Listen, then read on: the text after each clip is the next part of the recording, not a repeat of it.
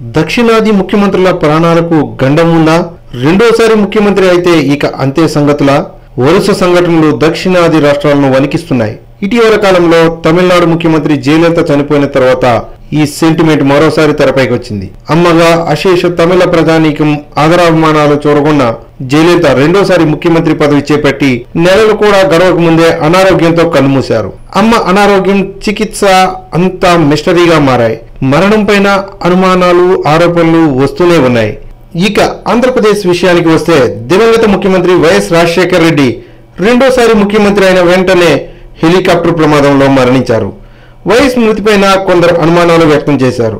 అయితే క్యుములోనింబస్ మేఘాల కారణంగానే దారి తప్పిన హెలికాప్టర్ నల్లమల్ల అరణ్యంలో పావురాల గుట్టపై కూలి వైఎస్తో పాటు ఉన్న వాళ్ళంతా చనిపోయారని నివేదికలు స్పష్టం చేశాయి. ప్రజాకర్షక పథకాలతో ఓటర్ల హృదయాల్లో స్థానం సంపాదించుకున్న వైఎస్ రెండోసారి ముఖ్యమంత్రి అయ్యారు. అనూహ్యంగా ప్రమాదంలో చనిపోయారు. హైటెక్ సీఎం గా పేరుపడిన నారా చంద్రబాబు కూడా రెండోసారి ముఖ్యమంత్రి అయిన వెంటనే పెను ప్రమాదం ఎదుర్కొన్నారు. మావోయిస్టులు పెట్టిన క్లెమోర్ మైన్ల నుంచి ప్రాణాలతో బయటపడ్డారు. బాబు ప్రమాదానికి గురైనప్పుడు కూడా మంచి మెజారిటీతో రెండోసారి సీఎం అయ్యారు. వైఎస్, జయలలిత, చంద్రబాబులకు జరిగిన ఈ ఘటనలో పరిశీలిస్తే దక్షిణాది రాష్ట్రాల్లో రెండోసారి ముఖ్యమంత్రి అయితే ప్రాణగండమే అని చర్చలు మొదలయ్యాయి.